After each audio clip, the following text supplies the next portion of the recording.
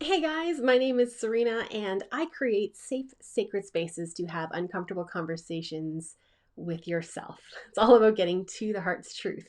And since we are on the brink of the holiday season and we have been cooped up for almost an entire year, and a lot of times we find a little bit of friction going on, I wanted to come on and have a little chat about one of the energy management tools that I teach around cord cutting.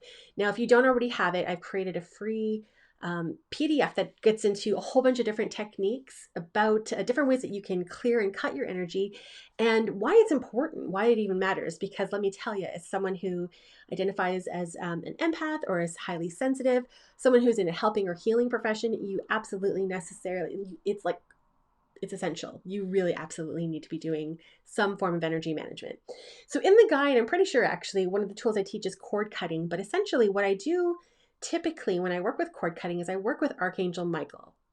Now, he is he's probably the most famous of all the archangels. And so, whenever we work with him, he has this big sword of light, and we can ask him to cut any of the energetic ties that we have formed between um, other people or situations or belief systems or old patterns. We can ask him to come and cut those cords to essentially liberate us from repeating these same things of being drained by them. Because whenever there's an energetic tie to us, even if it's formed from a place of love, it's draining. Ultimately, even though we love people and we want to know how they're doing and we want to be, feeling how they are, we want to know what their energy's like, we always want to be energetically autonomous so that all of this is ours and only ours. It's really, really important. And a lot of times, I know people find it really hard to cut cords from people that they love. And I understand this, but I want to just kind of get a couple of things through to you. When we are cutting cords, this is not ending the relationship. This is not sending them on their way or even leaving them to have to deal with something really hard, for instance, on their own. When we are cutting cords, what we are saying is, I'm energetically sovereign. It's really just about having really beautiful, clear boundaries so that you can show up more in the world. Because if you are being depleted by your clients, by your family, by your friends, your everyone who's asking something of you, and then you have your own patterning, your own belief systems, you have the conditioning you had as a child, and everything that we've heard from society, everything that we've heard from religion, just sucking out all of our energy, that's going to leave us with not very much to give to the rest of the world. And I know the people who engage with my work are people who want to make a difference in the world. So it's really important that you have the ability to do that. And in order to do that, you need to be energetically sovereign. So, how do we do this sensitively? I'll tell you this.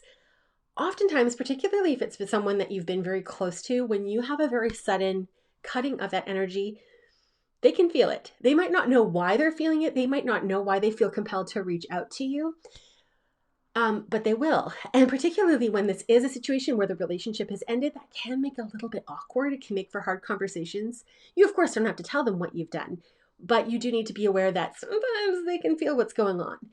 So, what I want to talk about, because we're at the holidays, because we are going to be triggered by the people that we love, I want to share with you something that I literally learned last week. I was working with someone who is really, really dear to me, who was having a really hard time. She was really struggling. And I wanted to be really supportive, but I also wanted to make sure that there was some energetic autonomy, like I was saying before. I am a little sponge. I just go, and so when I'm with people who I care about and I'm holding space, if I'm not careful, I am just sucking up all of their stuff. And then I have to do a whole lot more work to be able to shed that and to like reestablish the boundary of what is mine and what is everybody else's. But because this person was in such a vulnerable state, the idea of having this very dramatic cutting of the cords with Archangel Michael felt harsh. Even though it was from a place of love, even though it was my own self care, even though I knew that it wasn't an ending of this relationship, obviously, I needed for there to be a way that it could be gentle, particularly because the other person was in a really fragile state. And so, what I saw when I asked Michael to come forward and help me with this, I said, look, I need to cut this cord. I need energetic autonomy. I don't want it to be hard. So remember when I said when it happens and it's very dramatic, sometimes people can feel it. The person that I was needing to cut that tie from, I didn't want her to feel it. I didn't want it to be painful for her because I was also holding space for her at that time. And what I saw And what you can do in your own practice was, instead of the sword coming down and cutting, I saw him come through with this beautiful scalpel of light. And instead of it being a very fast and swift process, it was very gentle and delicate. It was almost surgical. It was this really beautiful, gentle separation of my energy from theirs. And in doing so, it was like the scalpel was made of light, and then the light was coming in from the space created between us. So everything that had been there before, we were each able to be sovereign. We were each able to call our energy back. One of the things that I do every time I cord cut, in whatever fashion I use, after I've ended and after I've cut the tie, I call my power back, and I send anything that might be lingering back to the other person, not with any malice or judgment or whatever, but just so that we can each be whole. That's the end game, right? Like, we really want to be able to be autonomous, and we can't do that so long as we're carrying other people's stuff, or if other people are holding on to bits of ours. So if you were in a situation where you were doing some energy management over the holidays, and I'll put a link to that energy guide in there so you've got a whole bunch of tools at your disposal. But if it's somebody who you don't want it to be a big dramatic thing, you want it to just be a real gentle separation, rather than seeing this beautiful, powerful sword of light, ask Archangel Michael to come through with this beautiful scalpel. And once he's made that incision, once that separation is complete, you can see the light that comes in between the space of the two of you, then you can take your power back. You can send anything that is their way off to them. And it's as simple as that. It can be a really beautiful, gentle process if you let it.